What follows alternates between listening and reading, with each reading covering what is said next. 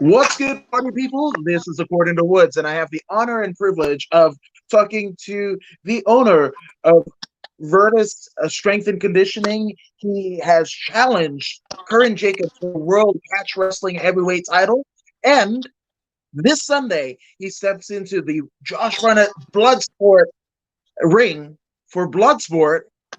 Once again, he's the one and only Erik Hammer. Erik, how are you? Good, Mr. Woods. How are you, man? Good, man. It's goofy times right now, but I mean, this is cool because you can kind of check up on your friends and see what's Yeah, going on and see what's going on, and what's going on with you is Bloodsport.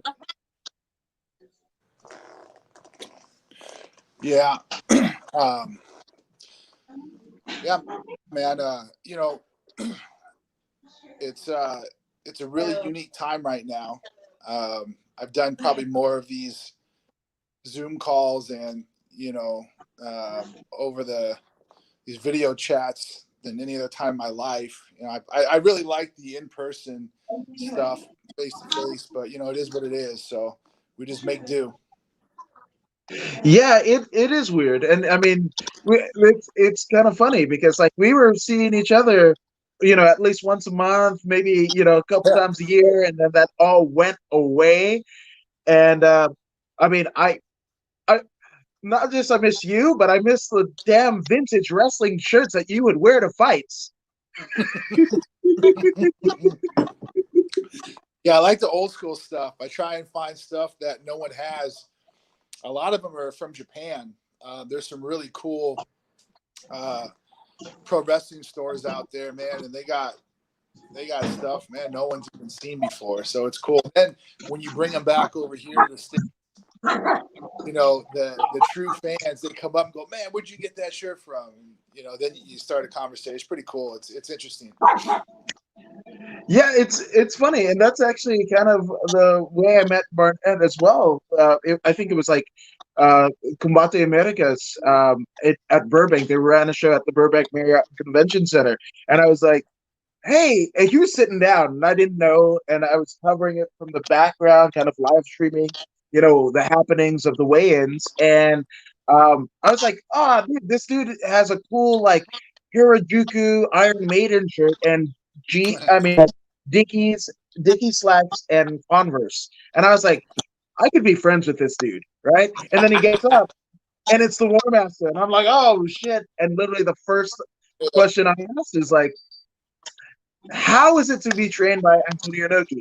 And he sits back and there's like this awkward silence. And I mean, it felt like forever for me, but I mean, it was pretty much like 30, not 15 to 30 seconds. But he goes, no one ever asked me that. And I was like, oh shit, I might be in. Fuck Yeah. yeah. Yeah.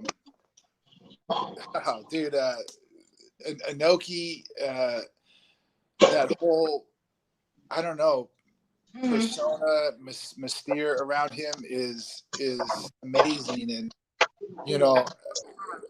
I've been so fortunate to end up in some of the places I've ended up with. I got off the plane one time, and my liaison in Japan said, "Hey, Mr. Inoki wants you to come to the bar." So I'm like, "Really?" And I was so tired, but Inoki asked, and you're like, "Okay," you sack up and you go. And I ended up in this bar with Mr. Inoki for over 2 hours, just him and I. And he made all of his people like leave, and it was literally just one-on-one.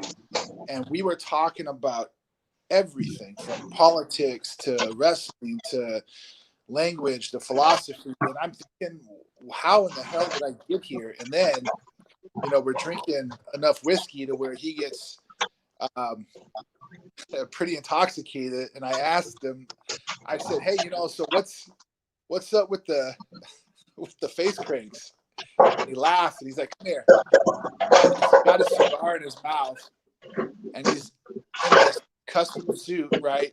And we're on the bar floor, and he's ripping me across the face just over and over and over again. And the harder I tap, the louder he laughs. It's like that deep Japanese, like I know what I'm doing, but I'm not going to stop. Kind of just, laugh. And it was like, oh my God, I thought he broke my nose because it cracked one time. And he just kept going and going. I was like, okay, I'm not going to ask about the, the foot locks and ankle locks, but it was insane, dude. It was such a great time. Yeah, and that's the cool thing about like the, I guess, previous incarnation of catch wrestler. It's like, those sugar holes. You hear about Inoki, you hear about Stu Hart, Yeah. and the next thing you know, you're in the shape of a fucking pretzel, and just that's just what happens. Yeah. Yeah.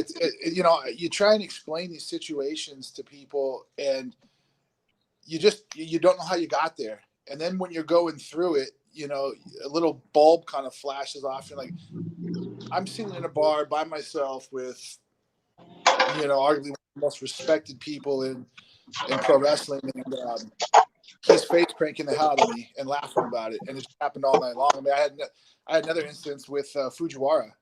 Same thing. It was me and Fujiwara again, getting trashed. That dude, all I can say is, man, I have so many stories, dude. It's insane. It's amazing. I feel like I've led a life of like an 80-year-old, like I'm an 80-year-old soul right now in a young body. It's crazy. It's so fascinating to me. I mean, I look back and go, damn. I tell some of these stories to some of the pro wrestling enthusiasts. I'm like, dude, how did you do that? I don't know. It was just right place, right time.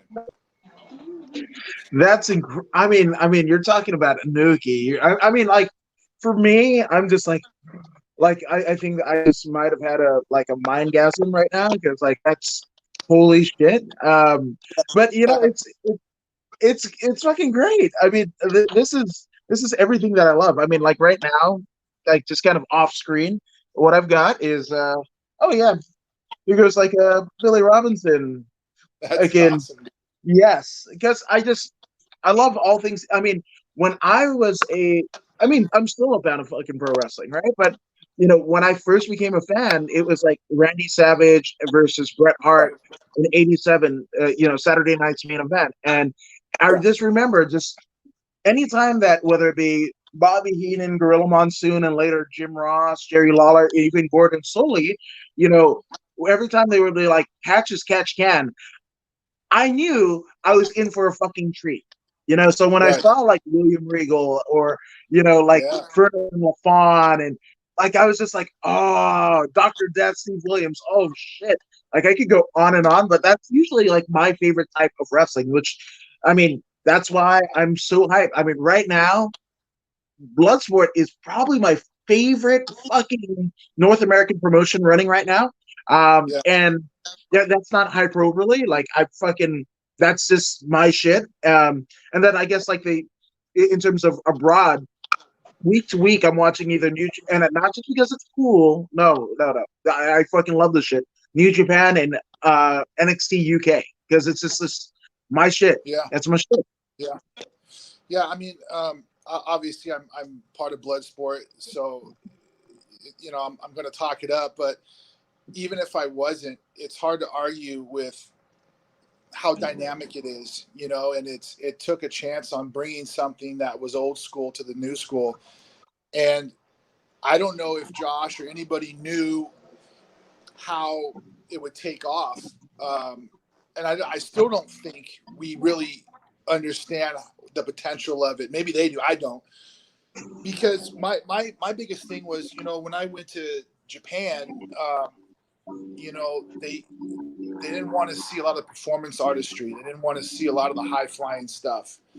And that was great, because for me personally, no disrespect to anyone that does it, I prefer kind of that old gritty style.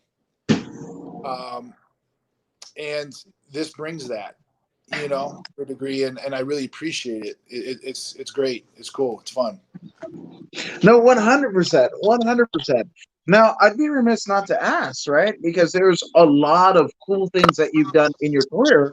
But I mean, how did you get your start? How did you, get your start in grappling, and then eventually finding catch wrestling, because to me, no disrespect to Brazilian jiu-jitsu, no disrespect to like 10 Planet and any of that stuff, because all of it, sambo, judo, they all have their relevance in terms of the lineage of submission grappling. But for me, especially in 2020, and I mean years before, I mean, I think not since the days of Luthez and Ed Strangler Lewis are we talking about catch wrestling being that gap, and to me with Bloodsport, when you think about like the evolution, right? So you've got pro wrestling, right? And then you got submission grappling, and then you go to like Eddie Bravo's combat jiu-jitsu with open hand slap submissions, right? And then the next step is like, a blood sport type card, and then you get to MMA. Like, it's, to me, it's all relative. Yeah. So to answer the question, I got started actually. I met Erik Paulson in 2001. And what happened was Erik Paulson had a gym by my house, and I actually just gotten out of jail, and I wanted to get some workout equipment for my home, and I thought this building was selling it, so I walked in, and there was a boxing coach there, and he looked at me, and I was a big dude, and he walks up and goes, "What do you want?" And I said, "Are you guys selling equipment?" And he goes, "No, but what do you want?" And I said, it's training equipment. So he walks up over to my face, and I swear to God, we're nose to nose. He's nose to nose with me. And he takes my knuckles, and he starts cracking my fingers like this. And he looks me right in the eyes, and he goes, "I'll fucking kill you." And I'm like, I just showed up for some equipment, bro. What's the deal here? What are we talking about, And he goes, "Here's what I want. I want you to come back today at 3 o'clock or 4 o'clock. And for some reason, I was like, fuck, okay.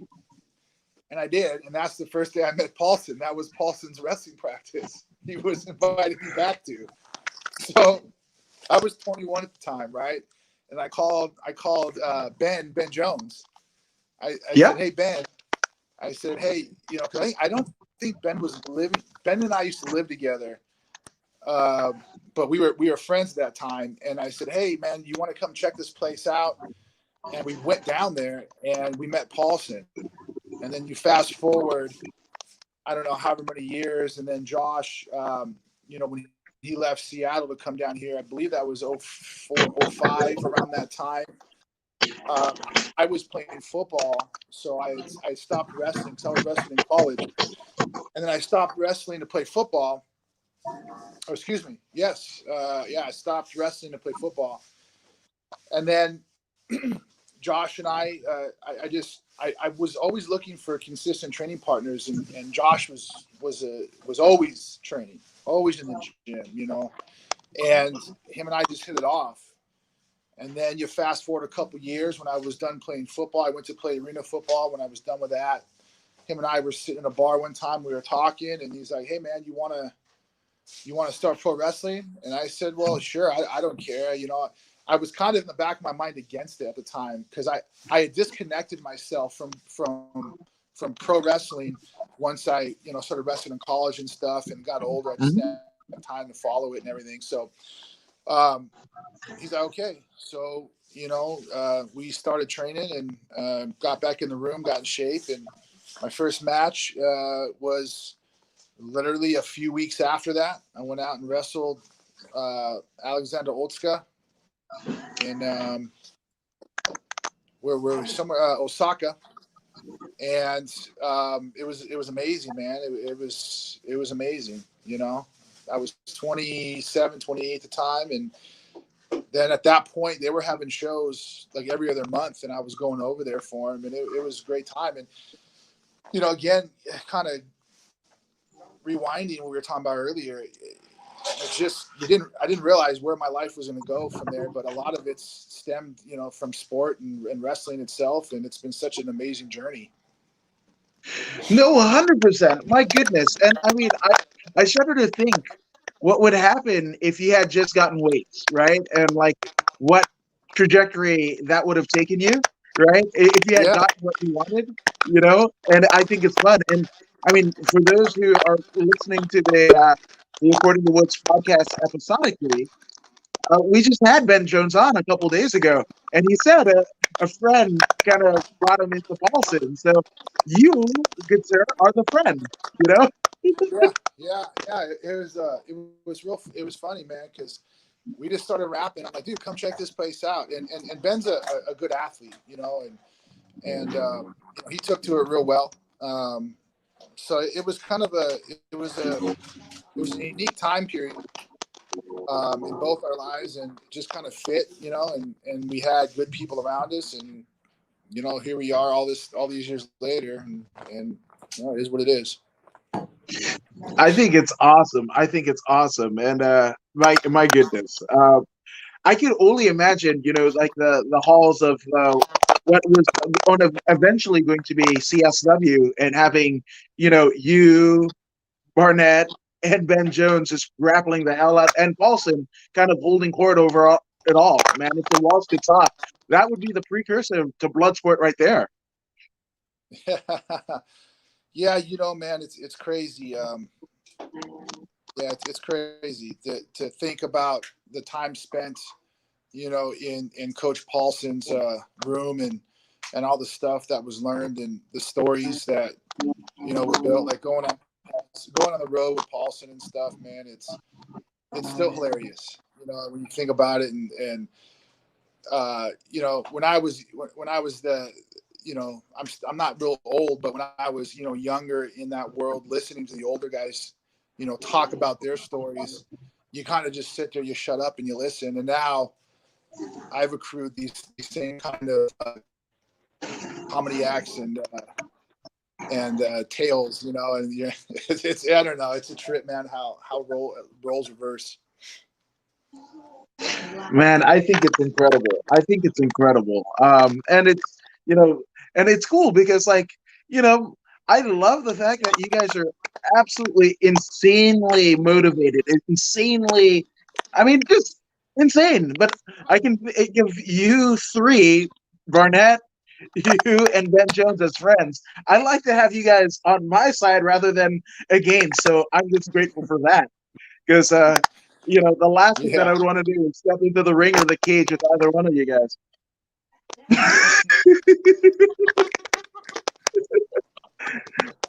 But you know what? In the grappling deal, I mean, it'd be fun. I think it'd be fun just to kind of, you know, exchange holds and whatever. Even though I'm a forever white belt, I think it might be fun. Yeah, I don't even know what belt I am. It's another thing I like about catch is there's really no belt system. Um, it's just gritty. It's underground. That's another part. There's so much aspects to catch that I like. Um, Besides the actual training, the sport, it's the masculinity of it. It's the just the dirty, grinding, blue collar work ethic. You know what I'm saying? And I appreciate all of that because that's how I was raised, and I really take to it. So No, absolutely. I mean, like a fish to water, it seems like, But I gotta ask, yeah. that first, tour of Japan. I mean, what was that like? I mean, obviously, playing football, you had traveled various places, but I mean, Japan's a whole new world. I missed the question. I missed the question. What was the first? What was the first part? Oh, so traveling to Japan, that first tour, how was that? Oh man. Oh dude. I again, you don't know where you're going to end up till you end up. So had a great match with Alexander Otska, and again, I ended up with Inoki, Josh, Tom Howard, Rikishi, all these dudes in a karaoke bar, 3, 4 in the morning, singing karaoke, drinking whiskey and soju, and smoking high-end cigars. And at that time, I didn't even really realize what was unfolding in front of me, you know, because this was my first time, and I had, like I said, kind of not really followed wrestling, so there was a gap in between when I was following it to that time, and I didn't realize what was taking place at that time. Now looking back, I'm like, man, how amazing! And that really was kind of the catapult for my, you know, pro wrestling career, because Inoki really dug my first match. We had a good conversation afterwards. He pulled me aside, you know, and just took a liking to me, and I was just real fortunate, man. All the well, did I know a lot of the older guys there, like I said, like Fujiwara and even Tiger Mask. You know, I've had these one-on-one experiences with them, and they've all kind of made these little impacts, you know, on my career, and you know, giving me their take. And when they start speaking, you definitely listen. You shut your mouth and you learn from them, you know. And that first trip, dude, Josh will tell you, I was a little bit resistant to go. I was intrigued, but I was kind of fighting it, and he convinced me like this is where you need to be. And man, I love Japan.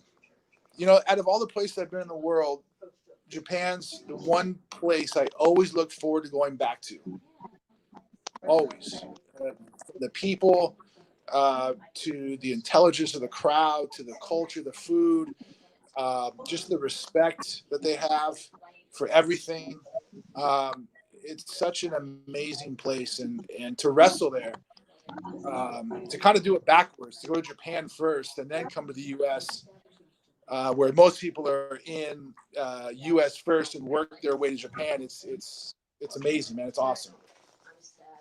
Yeah, I think, and there are people still, you know, that have been in, you know, I guess different promotions in North America, and they still haven't, they've still yet to have their first tour of Japan, and like your first Yeah, kind of incarnation is that first tour. That, I mean, my goodness, that's, you couldn't have gotten a better indoctrination to the whole pro wrestling life.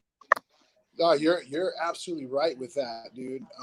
Absolutely right. And again, I didn't realize how big that was.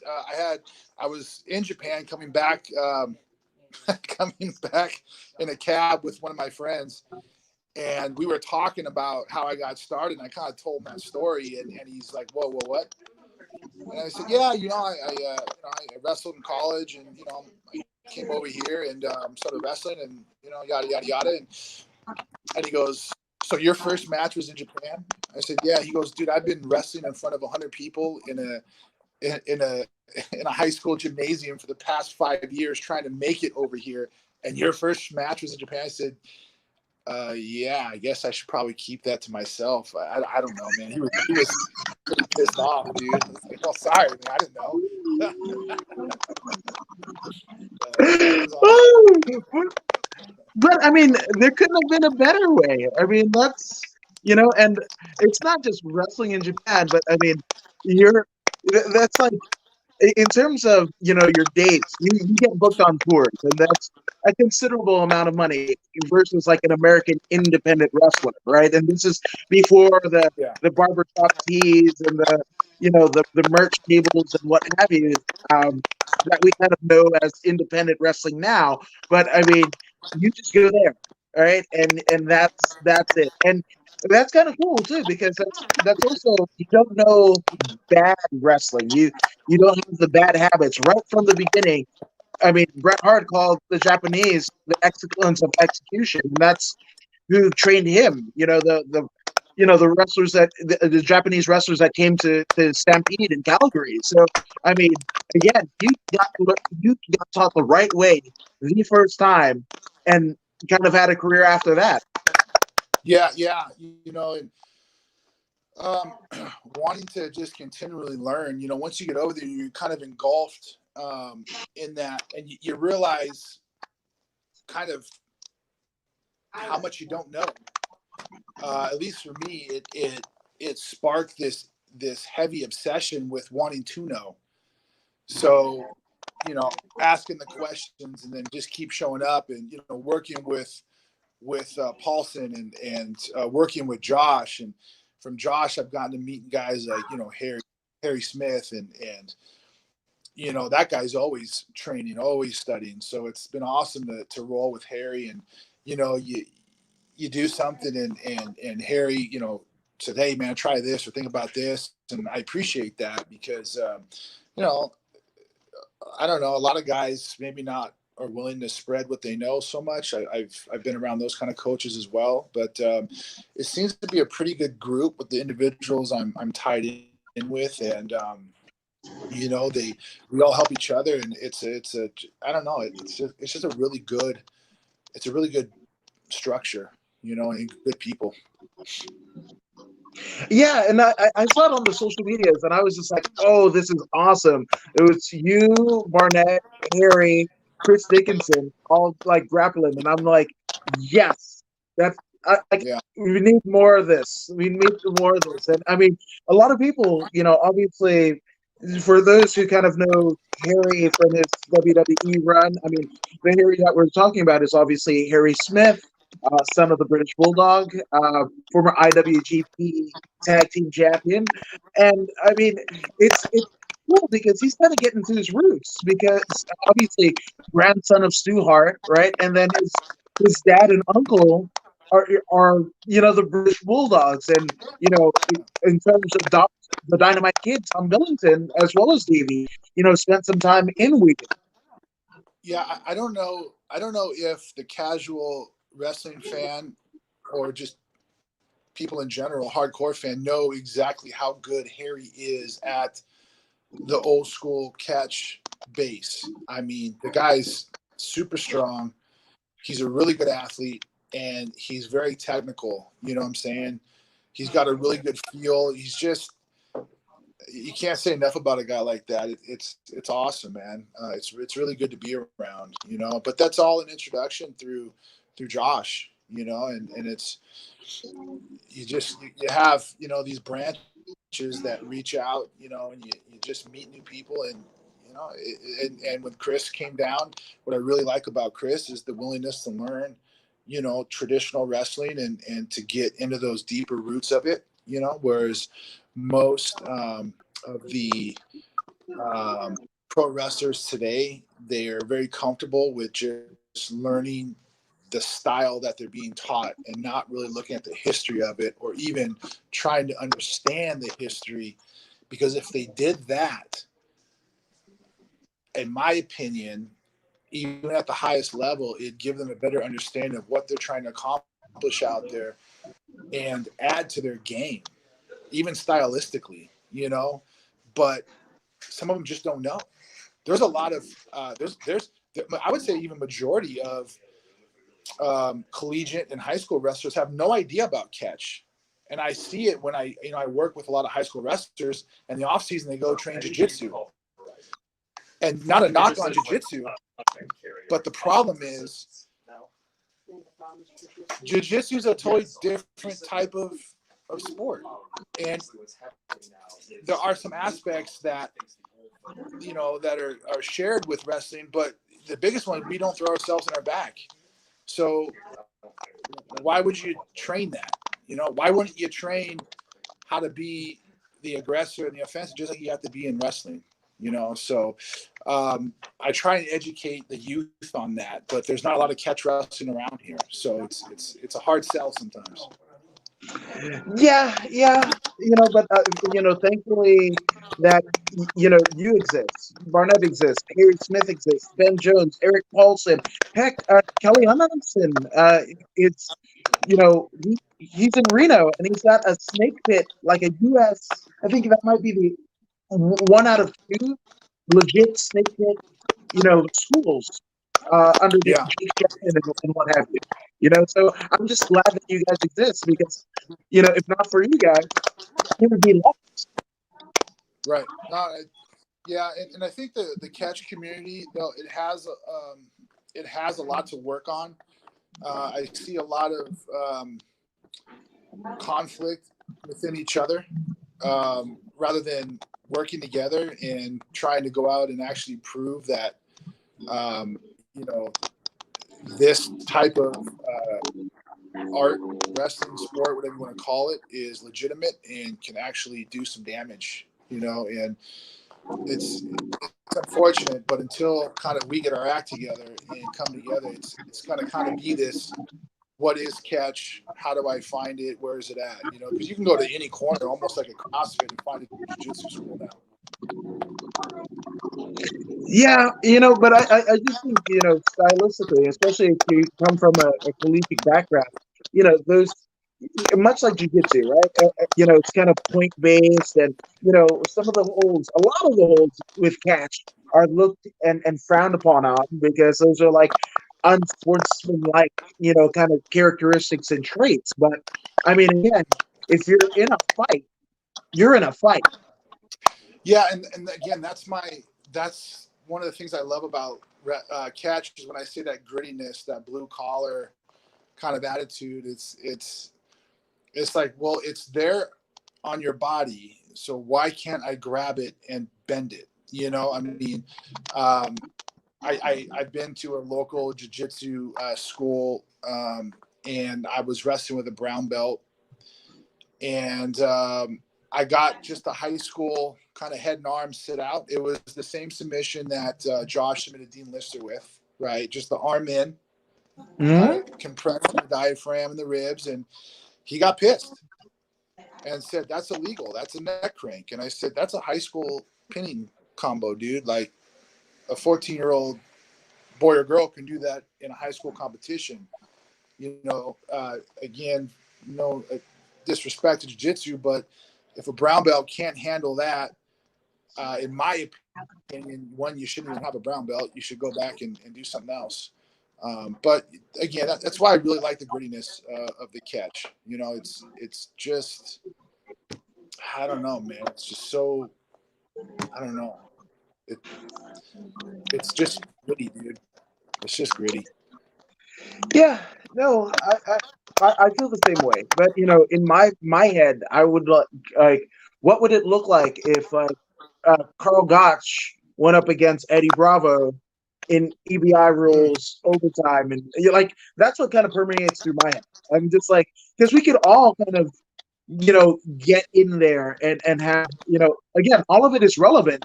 It's just, why isn't catch more relevant than others? Because I mean, heck, even pro wrestling, that was catch. Professional wrestling, in the days of, obviously Ed Strangler Lewis, Lou Thesz, and before that, that was professional wrestling.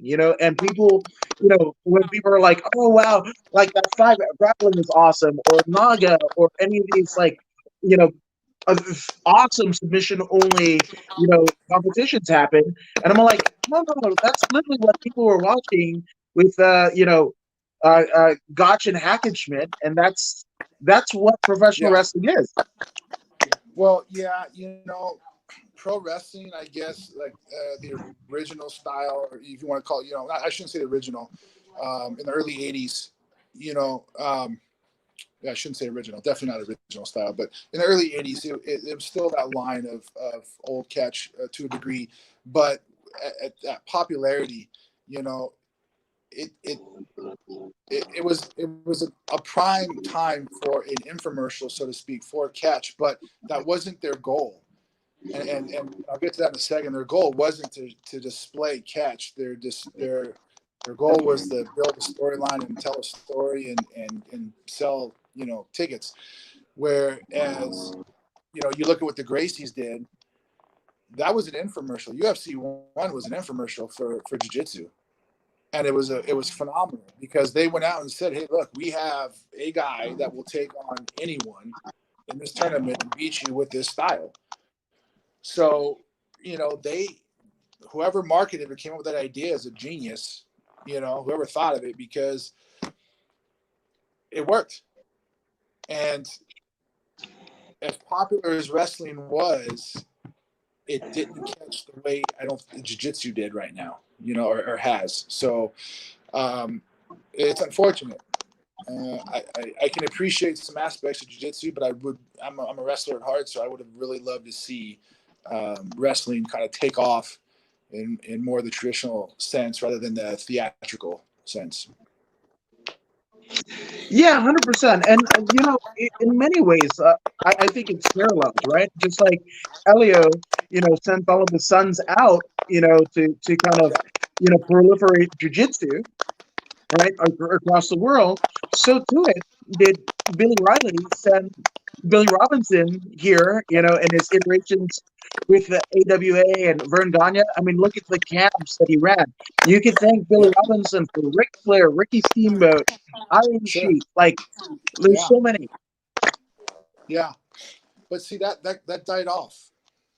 That died out, and you don't have those coaches anymore saying, "Hey, okay, look, let's find the top guy in jiu-jitsu and match him against our top catch or our top." Because honestly, um, there's just too much, like I said, conflict right now. It seems to me, from my perspective, or an organization. And I know Josh has been trying to kind of get guys together. Jake Shannon, the same way. Joel I think he's out of Florida right now. There's just, or New Jersey even, but there just isn't enough unity yet. There's not enough agreements on how this needs to happen, and I think there needs to be if it's ever going to make an impact the way we want it to. You know, I could see catch being an Olympic sport more so than jiu-jitsu.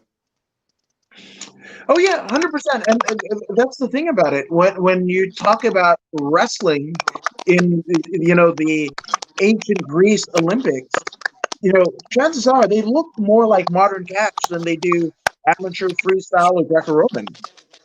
Yeah, absolutely, I agree with that, for sure.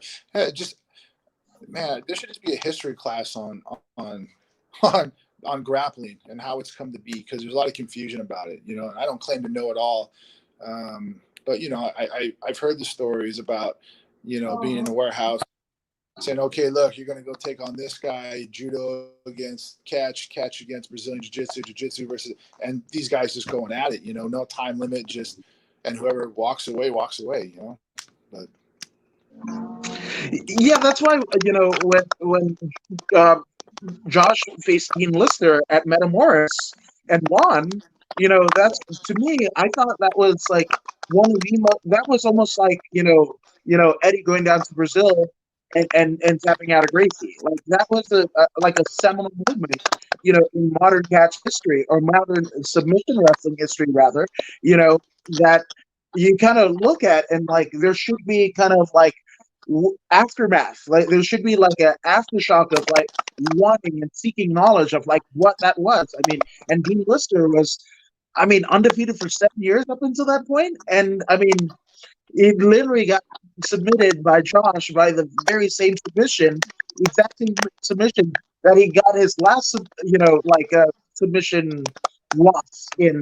I mean, it was the exact same way. So, to yeah, 7 years, in between the two fights, and not to say that he didn't learn anything or whatever, but it was just like the setups and everything like that. It was pure catch, and it was so funny because like I had just started in jiu-jitsu at that point, and I remember seeing, in the kind of run up to it, it was just like, oh, Barnett shouldn't wear shoes, ha ha ha, because that's so stupid to do. Why would you do that? That you leave yourself up for foot locks and all this jazz, and then when he yeah. won, and everybody turned the corner and it was like, oh, that was an unfair advantage. Blah, blah, blah. And it was just like, hey, you should just train that. How about that? Yeah, someone did a really, really good breakdown on that match. It's on YouTube, and I can't remember who did it, but I watched it. And if you go through and watch this breakdown, they talk about how Josh used everything that was accessible to him, from his pressure. And there's no one that's watching this interview, and even yourself, that knows what it's like to be underneath Josh. Josh and Eric Paulson have this really unique ability to make them seem feel like they're 500 pounds, and it's crushing. I mean, to the point where you almost want to tap just from being underneath them. And when you watch this video and I'm watching the guy break down, I'm like, I know exactly what he's saying and talking about because I get it with Josh all the time. But it's a very technical. There are little technical things that he does that the narrator points out that nobody will pick up on. But when you start to apply it, like, man, this makes a big difference. You know, it's really interesting when you watch that breakdown. Oh, I'm gonna send you that meme of like Habib Nurmagomedov, and you're like send location, but I've changed it to send link because I want you to send me that link because I'm all over it. Yeah, it's really fascinating. Now, in terms of your wrestling career thus far, do you have any? I mean, you started off with a banger in getting drunk with Onoki and ending up in a sugar hole like that. Yeah, I don't think it gets any better than that. But I mean, do you have any like memories, whether it be in ring or kind of a lead up to any particular match that you're like you look back fondly of? Um, I've got I got to wrestle Bobby Lashley twice. That was a really like now Bobby was champ before and that was cool and now seeing the work he's doing in WWE, having the opportunity to roll with him. I was a tag partner with Kevin Cross, who's now making waves over there. But I would say probably the most memorable experience out of all of it was going over to North Korea and wrestling there. That was something that most people won't ever get to go to North Korea, let alone go there and compete and show North Koreans some catch style wrestling and also to just learn about their culture and talk to people over there. Man, it was fascinating. I think that's pretty sick, though. I mean, those experiences, right? That they shape your view of the world, and some of this kind of hyperbole can be mitigated a lot by you just going over it and seeing what happens in another part of the world that you might have a misconception about. Yeah. Like I said, man, I really mean it. I'm like an old soul in this body because I feel like I've done and seen so many things, and I like being in North Korea. I'm sitting just kind of looking around,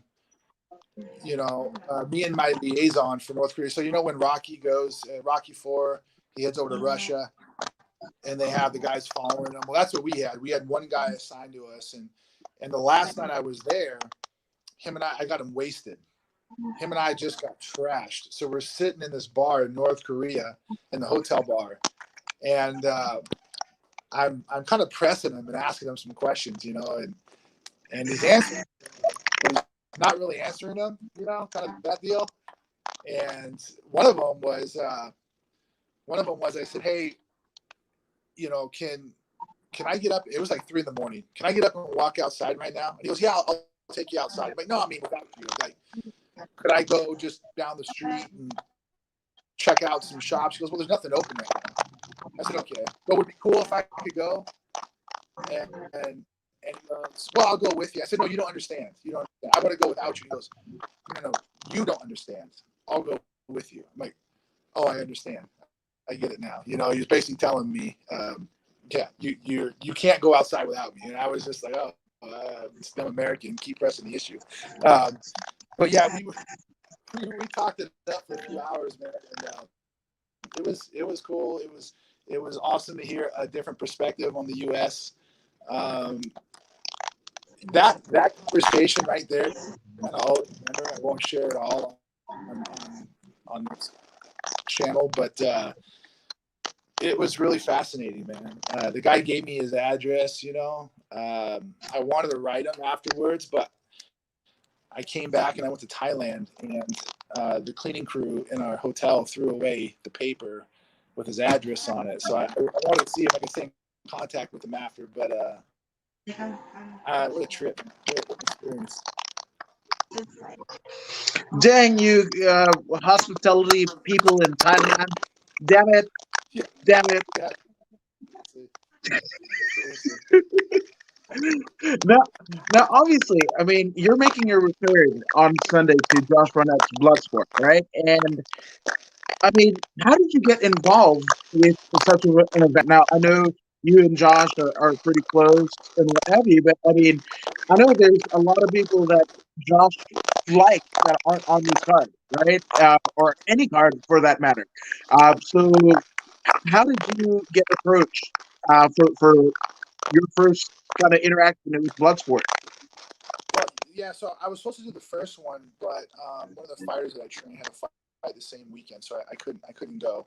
Um, you know, working with Josh throughout the years, he knows what kind of wrestler I am. He knows what I can bring. Um, you know, I didn't even ask him on it. I didn't. We are friends, but I didn't want to make it seem like, hey, we're friends, so put. All right, I didn't want that. I wanted to be approached because he thought I could add to the card and compete the way he wanted to, the way he approved of, and that head nod. You don't want to honestly let your coach down, but all the time he's invested in you, you want to go out and put an effort that can put his name on. You know what I'm saying?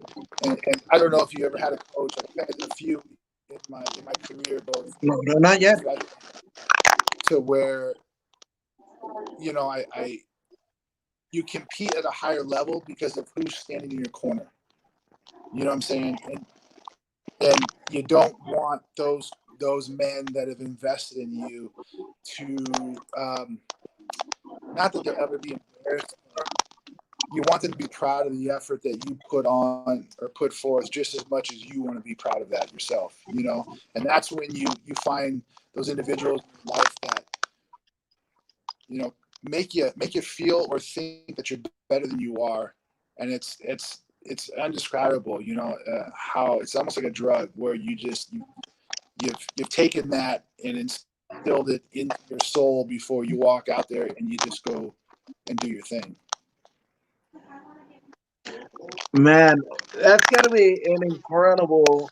I mean, and just everything, that not just GCW, but I mean, the previous incarnations have always been, you know, it at WrestleMania weekend. So it's literally a plethora of wrestling. If you like pro wrestling and you don't like what's going on in any given WrestleMania weekend prior to COVID, like you might not be a fan because there's something for everyone.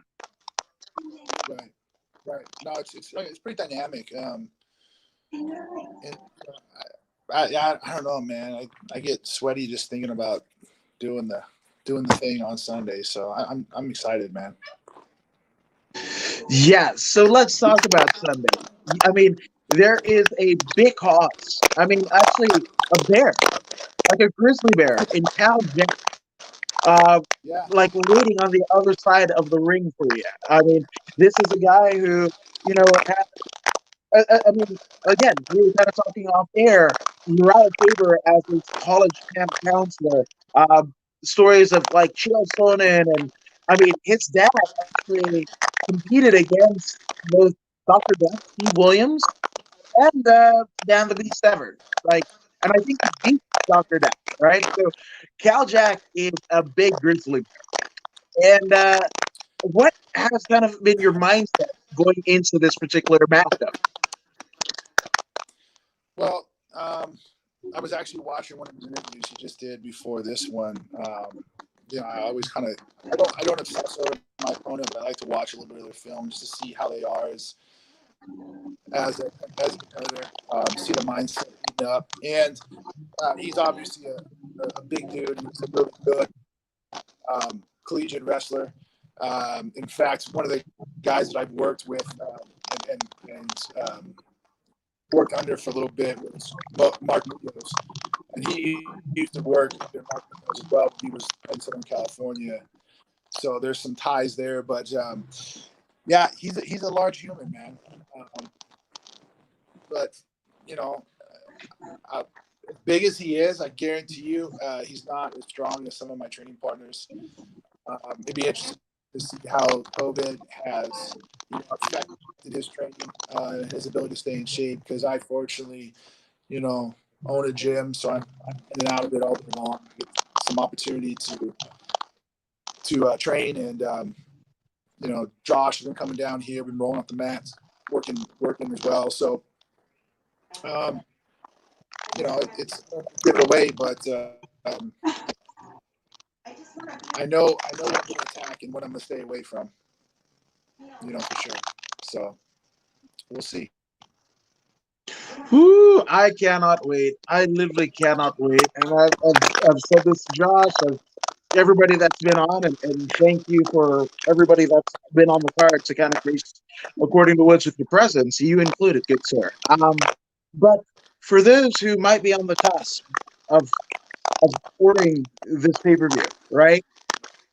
What can you tell them about what they're going to see, and especially what they're going to see out of you, Erik Hammer, when you go up against Cal Jack? Well, I can't speak for everyone on the card because I'll be honest, I don't really care about anyone else other than my match. And I'll tell you this: you got two big men in the ring doing big things. I really respect his amateur wrestling, but I don't think he's as fast as me. I don't think he's in better shape than me. I don't think he's as smart as me when it comes to submissions. So I know that I'll be doing things that he's never seen. I know he's been training. I think I heard a quote that he's been, grappling or wrestling since he was 5.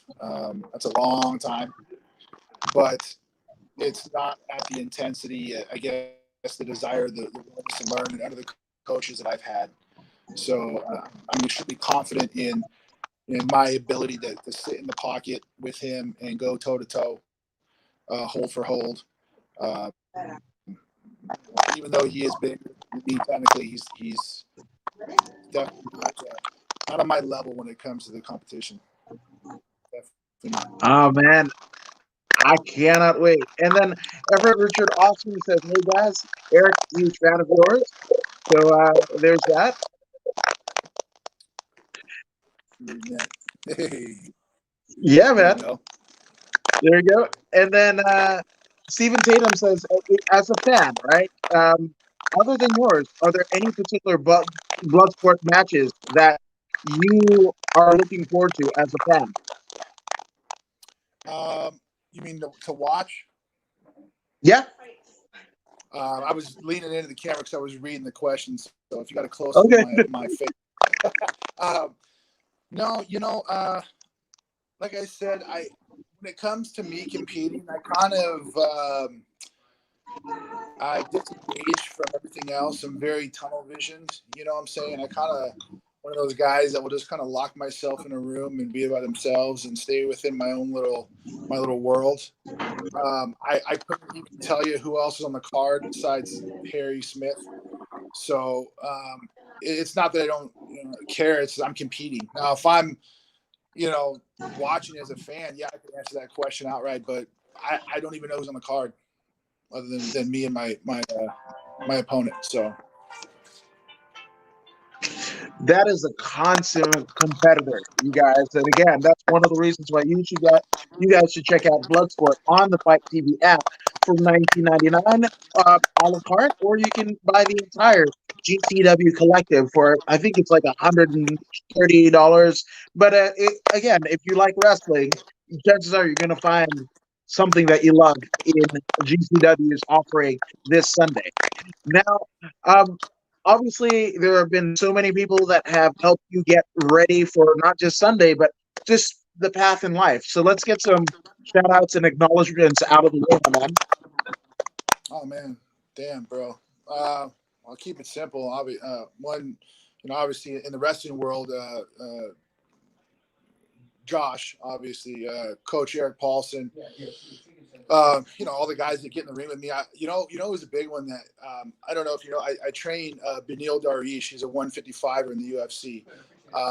Phenomenal human, but he's given me access to his gym to train, And the guys over there have been great. You know, it's a little different style, obviously, but you know, they've gone on the mat and allowed me to train with them. So a big tip of the hat to Kings MMA in Anaheim. But you know, my wife's amazing when it comes to competition, because I can't really make you guys understand how I am as a competitor, but like sitting here thinking about competition, I get like like I could do this right now. You know what I'm saying? Like I could get on the mat and do it right now, and I get real not antsy, like nervous, but antsy because I want to go. Like the light's been lit, and I'm just fucking ready to do this thing. So, you know, my wife does a phenomenal job at helping me, you know, get everything in order outside of competition, so I can concentrate just on, you know, what it is that I need to do to get ready and be my best. She's a big supporter. So obviously my hat's off to her, but you know, phenomenal wrestling coach. He's been my father, you know, for the most part, coach Fergus McTaggart out of Bray High School.